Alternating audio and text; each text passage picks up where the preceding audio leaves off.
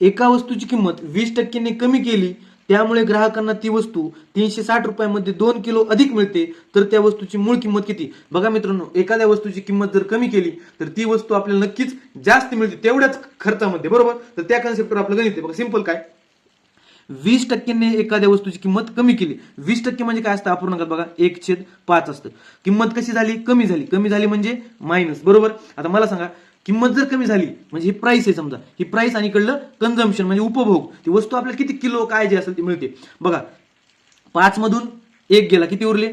4, आणि हे 1 ला 1, कन्झम्पशन आपलं वाढलंय, आपल्याला वस्तू जास्त मिळाली म्हणजे प्लस झालं, बरोबर? आता 1/4 आलं म्हणजे हे काय आहे? आपल्याला ह्याचा उपयोग काय करायचा? बघा हे काय झालं, आपल्याला ओरिजिनल किती भेटत होतं माल, ओरिजिनल किती मटेरियल किती भेटत होतं, क्वांटिटी, ओरिजिनल क्वांटिटी, आणि ही इन्क्रीज क्वांटिटी म्हणजे काय? वाढलेले प्रमाण मालाचं. म्हणजे आपल्याला आगाऊ 2 किलो भेटत होतं का, तर हे 2 किलो हे 1 आहे वाढलेलं.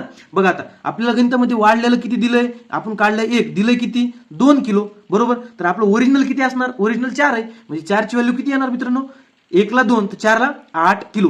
ओरिजिनल माल आपल्याला 8 किलो भेटत होता, आता वाढलेला 2 भेटतो, म्हणजे सध्या आपल्याला 10 किलोग्राम माल भेटतोय. पण आपल्याला काय विचारलं? मूळ किंमत विचारली. मूळ किंमत कशी काढायची? जे आपल्याला दिलेला खर्च आहे किती? 360, आणि मूळ आपल्याला किती भेटत होतं आधी? 8 किलो भेटत होतं.